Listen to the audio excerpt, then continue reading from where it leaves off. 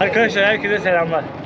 Şu an Hinduların bir geleneğini anlatmak için size en sessiz bulabileceğim yer Ganj Nehri. Yani burada Ganga diyorlar. Biz Ganj Nehri diyoruz ama umarım kamera suya düşmez. Siz de biraz sallanacaksınız, kusura bakmayın. Burada ölü yakma ritüelleri çok meşhur biliyorsunuz ki.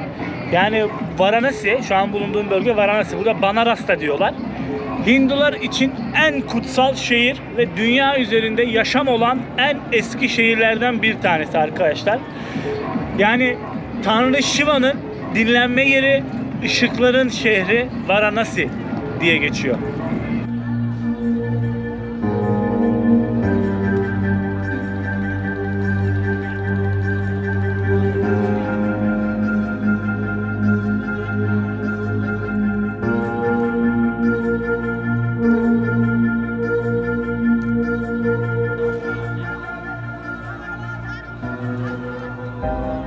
Bir Hindu için, yani Hindistan'ın nüfusunun çoğunluğu Hindu biliyorsunuz ki, Varanasi'de ölmek aydınlanmanın nihai yollarından bir tanesi. Bir diğeri de burada Ganj Nehri'nin kıyısında yakılmak ve küllerini Ganj Nehri ile buluşturmak arkadaşlar.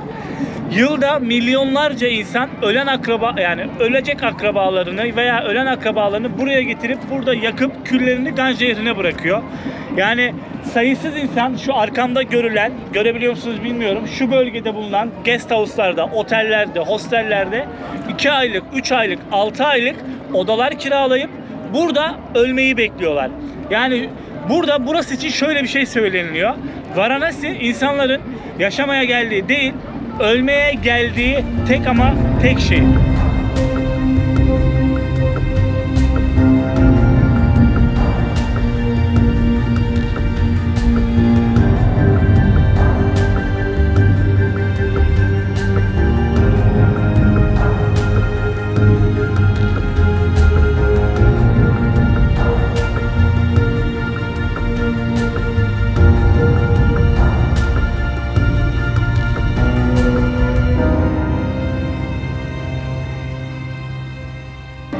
Ritüel gereği cesetler son 1-1,5 kilometre kala yakılacakları yere böyle dar sokaklardan, dolan başlı sokaklardan geliyorlar ve herkesin ağzında aynı dize oluyor. Ram Nam Satya Hai. Ram Nam Satya Hai. Rem'in ismi hakikattir.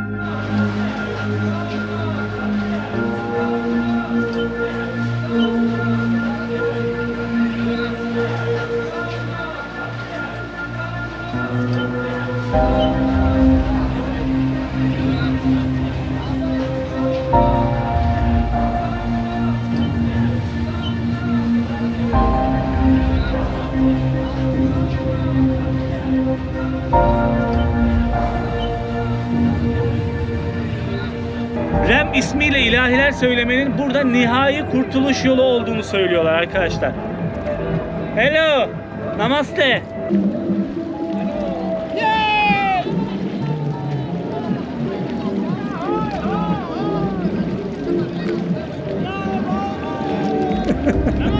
Namaste.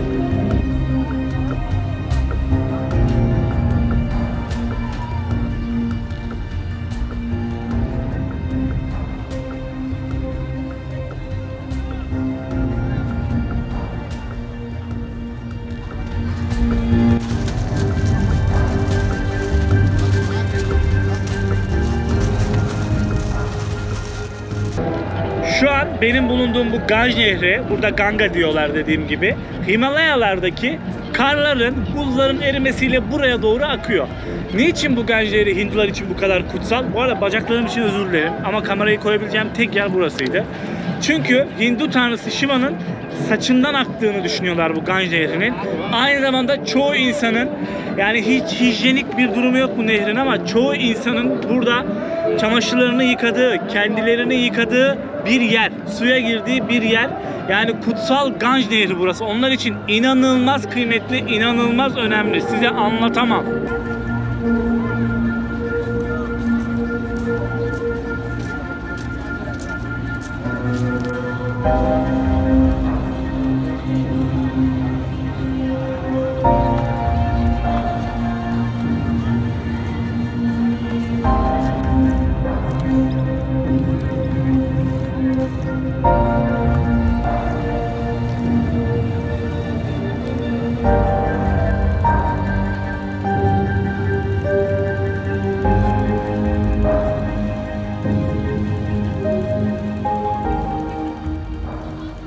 Hinduizm'de reenkarnasyona inanıyorlar arkadaşlar. Yani dünyaya 7 kere geleceklerini düşünüyorlar.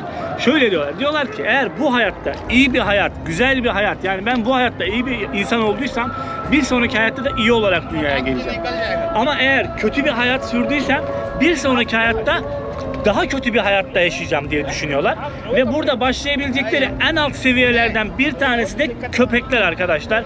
O yüzden burada köpeklere çok sağlıklı bakmıyorlar. Hayvanlara çok seviyorlar ama seviyorlar dediğim zarar vermiyorlar gibi görüyorum. Ama inanılmaz da beslemiyorlar diye düşünüyorum. Yani köpekleri çok sevmiyorlar burada. Bunu size net olarak söyleyebilirim yani.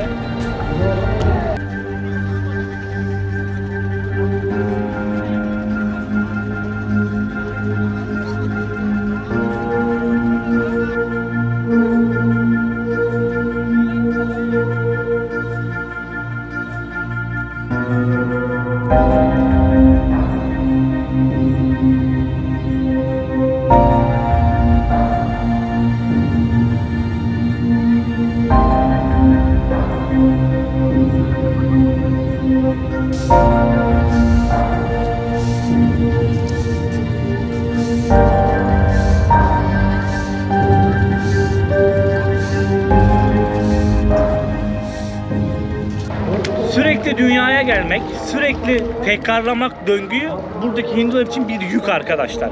Bir yük. Ama eğer Varanasi'de ölür, Varanasi'de yakılır ya da Varanasi'de yakılır, külleri Ganj Nehri ile buluşursa eğer bu döngüyü kıracaklarını düşünüyorlar. Yani tekrar reenkarnasyon olmayacaklarını düşünüyorlar. Bu döngüyü kırma, huzura erme işine de, yani Nirvana'ya ulaşma işine de Moksha. İstürü Moksha. Biz Hindu Moksha, Nirvana. Moksha. Moksha diyorlar. Hindu dilinde Moksha diye adlandırıyorlar. Çocuğa sordum, evet doğru diyor. Ben de bakmıştım. Yes, I know. Thank you. Moksha diyorlar dediğim gibi.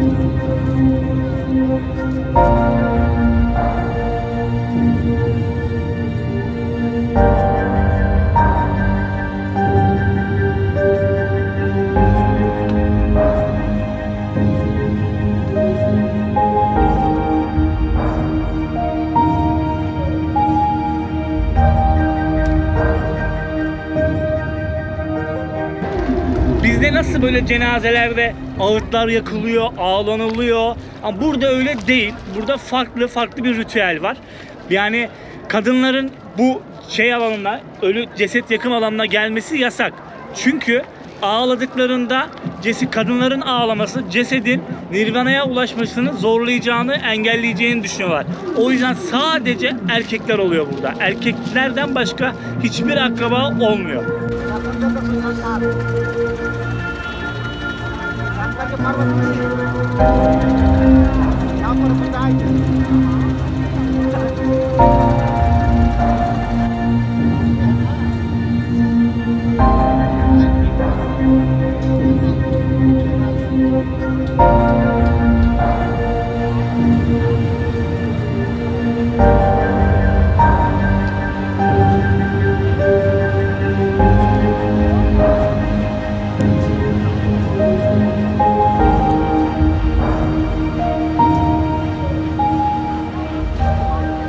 Burada öldükten sonra yani yakım işlemi başlıyor arkadaşlar, tamam, ama yakım işlemi öyle standart bir şekilde başlamıyor. Yani burada işte odunlar satın alınıyor, bambu ağacının üstündeki sedyeyle ceset yanacağı yere kadar getiriliyor. Bu arada bu görüntüleri o kadar zor aldım ki size anlatamam. Burada herkes işi ticarete dökmeye çalışmış. Yani cesetle alakası olmadığı halde orada çalıştığını söyleyip sizden para koparmaya çalışan, burada bu yasak, çok büyük cezası var deyip sizden para koparmaya çalışan bir sürü insanlarla karşılaşacaksınız, bilginiz olsun. Ben bir tane büfeci çocukla kanka oldum. Onun büfesinden çekebildiğim kadar çektim. Yani gösterebildiğim kadar size göstereceğim. Ceset yanmadan önce 3 kere, şimdi Bu arada cesetlerin üstünde, böyle kefenlerin üstünde sarı kırmızı çiçekler var. Ben şöyle okumuştum. Kadınlarda sarı kırmızı çiçekler oluyor, erkekte beyaz çiçekler oluyor diye okumuştum ama sorduğumda hayır öyle değil. Herkes de fark etmiyor tarzı bir şeyler söylediler bana. Ben bu arada 4-5 gündür buradayım. Sadece deneyimliyorum, izliyorum, bakıyorum. Bugün 5. ya da 6. günüm, video çekme kararı aldım. Araştırdım, izledim. Çok kötü bir koku var ama bilginiz olsun. Yani çok fazla nefes almak o bölgede solunum rahatsızlığı, solunum hastalığı yapabilir sizde. Ben genelde maskeyle çektim ama yine de çok zorlandım. Anlatamam size yani.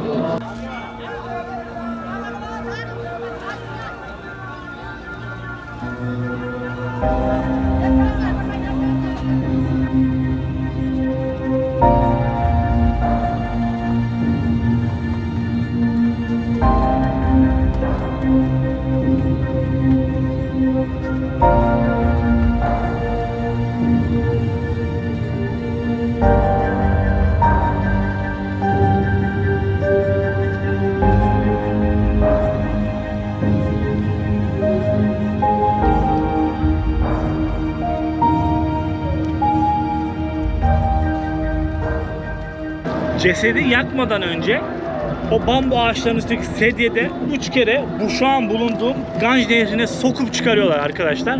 Buna kutsal Ganj banyosu deniliyor. Bunu yaşarken de yapabiliyorsunuz. Beni mesela buraya tekneyle buraya getiren abi şu an benim sol tarafımda. Çok uygun bir pozisyonda değil, o yüzden gösteremiyorum. 3 kere suya girdi çıktı, kendini şu an şampuanladı, yıkanıyor, tıraş oluyor bildiğiniz yani. Buradaki bu olaya da kutsal Ganj banyosu diyorlar.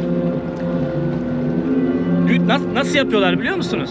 Güneşe ve aydınlığa dönerek 3 kere bu şekilde girip çıkıyorlar. 3 kere.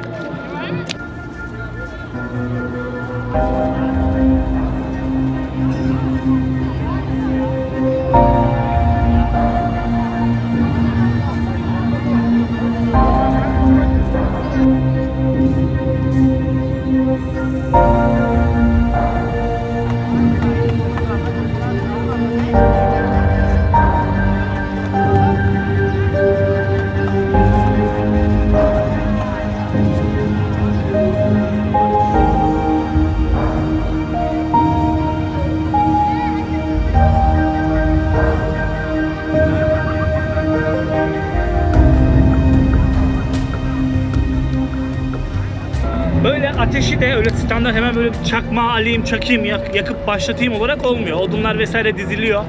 Burada Tanrı Shiva'nın yaktığı düşünülen, yaklaşık 3500 yıldır yandığı söylenilen bir ateş var. Oradan belirli işte çıra parçalarıyla oraya onu değdiriyorlar, çıra parçalarını. Yaklaşık 100-200 metre uzakta bu araba. Cesedin yanacağı yere taşıyorlar onu. Cesedin ilk ateşini öyle başlatıyorlar arkadaşlar. Eskiden kullandıkları odunlar sandal ağacı odunlarıymış, fakat sandal ağacı çok zor büyüyen ve çok pahalı bir ağaç olduğu için artık öyle her cesette bunu kullanmıyorlar. Sadece bazı şeyler sandal ağacı tozu atıyorlar. Sandal ağacının tozunu atıyorlar. Yanlış görmediysem de birkaç tane cesedin üstünde, yani sedyenin ne dedim bilmiyorum ama yani doğru telaffuz etmek istiyorum. Saygısızlık etmek istemiyorum çünkü dinlerine. Cesedin üstünde tezek gördüm. Yanlış görmediysem, daha iyi yansın diye sanırsam. Sandal ağacı tozu, işte o tezeklerden, hepsini de görmedim ama, ve bir yağ atıyorlar. Yani o yağ ne olduğunu bilmiyorum ama alevi güçlendirsin diye sanırsam o yağı atıyorlar. Alev bir anda yanmaya başlıyor arkadaşlar, yavaş yavaş. Bir cesedin yanma süresi 2,5-3 saat. Boyuta, ebata göre 3,5-4 saat kadar sürebiliyor. Bizzat 6 saat bekledim orada. Oturdum, 6 saat boyunca izledim.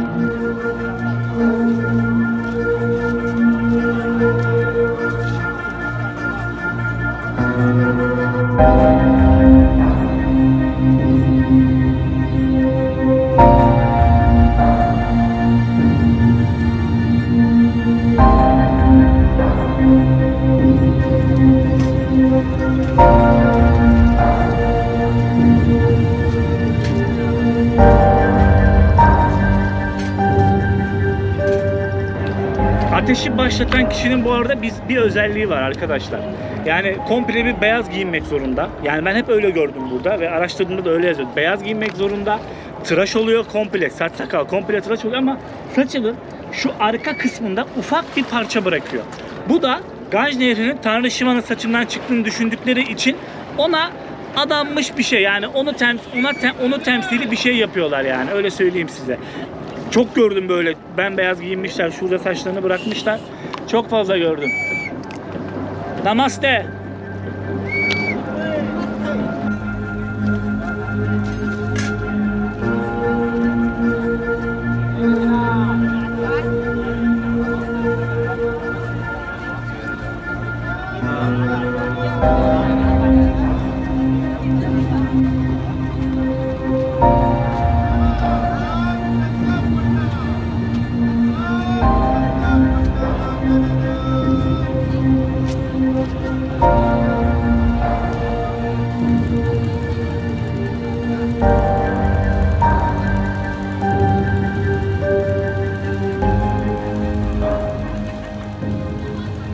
Ateşi başlatacak olan kişinin de bir özelliği var.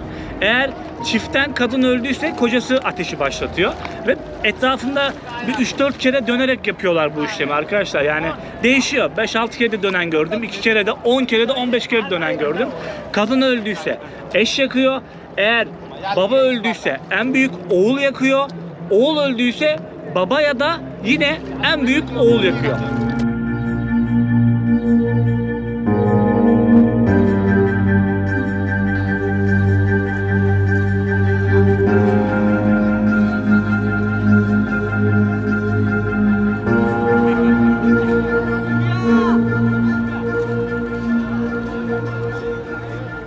Diyelim ki yılan sokarak öldü birisi veya hamile bir kadın öldü. Onları bu arkamda gördüğünüz, şu an arkamdalar, yani size gösterdiğim tapınaklarda yakmıyorlar arkadaşlar. Onları direkt ayaklarında taşa bağlayıp bu şu an bulunduğum Ganj Nehri'ne, Ganga Nehri'ne atıyorlar. Çünkü bu sebepten dolayı ölen insanların direkt yanmadan da Nirvana'ya ulaşacağını düşünüyorlar. O yüzden yani bu Ganj Nehri'ni gezerken burada bir sürü ceset görebilirsiniz arkadaşlar. Şaka yapmıyorum. Bir sürü ceset görebilirsiniz ve bu cesetlerden beslenen insanları da görebilirsiniz. Bunu yapabilirsem, bunlar bir ırk, bir video yapmaya çalışacağım ama kaç gündür araştırıyorum, bulamıyorum bir tane öyle bir yaşayan insan. Burası şimdi Varanasi çok kutsal şehir. İşte ölüler yakılıyor Hindu geleneklerine göre, Hindu törenlerine göre, kutsallığına göre. Ama bu ölü yakım işleminden çok para kazanan insanlar var. Yani çok büyük ekmek yiyen insanlar var. Ölü fotoğrafçılığı var, biliyor musunuz burada? Yani ölü fotoğrafçılığı denilen bir şey var arkadaşlar. Belgeselde izlemiştim ben de bunu. Yani cesedin en son aşamada aile gidiyor, cesedin işte yakınlarıyla anlaşıyor. Ceset diyorum ama özür dilerim yani. Ne diyeceğimi bilmiyorum ya. Yani ne diyeceğimi bilmiyorum vallahi. Yani ölü işte ceset, ya kusura bakmayın ama ne diyeceğimi bilmediğim için ceset diyorum. Şu an aklıma bir dank etti de. İşte gidiyor anlaşıyor fotoğrafçıyla. İşte diyor ki 3 fotoğraf şu kadar rupi, 4 fotoğraf şu kadar rupi. En son işte yanmadan önce bir yüzü açılıyor, bir fotoğrafları falan çekiliyor. Burada odun satan insanlar deli gibi para kazanıyor burada. Berberler dünyanın parasını kazanıyor. Yani tıraş oluyorlar. Sokak berberleri burada çok fazla var. Onlar para kazanıyor. Yani herkes bu işten ekmek yiyor. O odun taşıyan insanlar, odun satan insanlar. Yani ölürken bile kas sistemine göre ölüyorsunuz. Yani en alt kas sistemindeyseniz en alt seviyede yani yanıyorsunuz. Yani burada zaten tapınakları göstermiştim ben size. Üst seviyelerde yanıyorsanız birinci kas sistemindesiniz, ikinci kas sistemindesiniz. Yani ölürken bile paranıza göre biçiliyor her şey. Anladınız mı? Paranıza göre değerlendiriliyor her şey. Çok şaşırtıcı değil mi? Öldün gittim abi. Var her yerde yak. Yok. Ona göre odun kullanılıyor. Ona göre yanacağın yer seçiliyor. Ölmenin kutsallığını görebiliyor musunuz canlar? Yani çok değişti ölüme bakış açım benim. Bizim de mesela benim Müslüman olduğumu biliyorlar, Müslüman olduğumu biliyorlar. Siz underground diyor, yerin altına gömülüyorsunuz değil mi diyor. Evet diyorum. Ya bizim geleneğimizde de bu var diyor. Biz yakıyoruz kendimizi diyor. Cesedimizi yakıyoruz, öyle Nirvana'ya ulaşabiliyoruz diyor. Yani Hindistan seyahatim çok başka bir şekilde ilerliyor ya. Çok şey kattı bana gerçekten. Sadece gezmiyorsunuz burada. İçsel bir yolculuğa çıkıyorsunuz. Bambaşka şeyler düşünüyorsunuz. Bambaşka şeyleri sorguluyorsunuz. Çok farklı şeyler görüyorsunuz ya. Bambaşka şeyler görüyorsunuz. Nasıl anlatayım bilmiyorum ama bir laf var, söylenir ya hani Hindistan'a görenler ve Hindistan'ı göremeyenler diye. Bu doğru olabilir. Çünkü çok farklı şeyler hissediyorum ben burada. Bilmiyorum. Ya su gerçekten çok pis arkadaşlar. Yani işte şöyle anlatayım bu durumu, nasıl anlatayım? Bu Varanasi'nin bağlı olduğu eyalet bir açıklama yapıyor. Diyor ki bakın Ganj Nehri'ne gövdeden yukarı ya da gövdeye kadar girmek bile ölümcül hastalıklara sebep verebilir. Yani şaka gibi değil mi? Bunu bile bile bu suya girip çıkıyorlar. Yani çünkü onlar için burası çok kutsal. Çok ama çok kutsal ya. Yani çok din var arkadaşlar Hinduizm'de. Bu Hindistan'da çok fazla din var. Çok ama çok fazla din var. Yani neye şaşıracağımı şaşırdım. Neye böyle şey yapacağımı şaşırdım. Yaşamaya çalışıyorum. Böyle doyasıya yaşamaya çalışıyorum ya. Başka bir sürü ritüeller de var burada. Mesela bu Varanasi'de Ganga Arti töreni de yapılıyor. Kutsal Ganj Nehri'ne dönülüyor. İşte Tanrı'ya ışıkları, onlara ışık verdiği için, aydınlık verdiği için ve bu suyu verdiği için şükrediyorlar. Her akşam 1-1,5 saat bir ritüelleri var. Her akşam izledim onları da. Onun videosunu da yapacağım ama bir sonraki videoda olacak. Yani çok fazla din var dediğim gibi ama dinlerinin temeli aslında böyle iyi insan olmaya çıkıyor burada ya. Hep iyi insan üzerine kurulu dinler bunlar. Aktarabildiğim kadar aktarmaya çalıştım. Yani gördüklerimden bahsetmeye çalıştım. Alabildiğim görüntüleri koymaya çalıştım. Yüksek ihtimal YouTube bu videodan benim para kazanmamı engelleyecek. Çünkü bazı görüntülerde böyle engelliyor bir şeyleri ama benim sizden ricam da videoya yorum atıp beğenirseniz, abone olursanız beni çok mutlu edersiniz. Hindistan seyahatim devam ediyor. Çok güzel videolar çektim. Çok daha güzel ve çok daha farklı videolar çekeceğim. İzlediğiniz için teşekkür ediyorum. Kanalıma abone olmayı, isterseniz katıl butonundan kanala katılmayı, bana destek olmayı unutmayın. Kendinize iyi bakın. Hepinize Ganj Nehri'nden selamlar, sevgiler. Bir sonraki videoda görüşürüz. Hoşça kalın.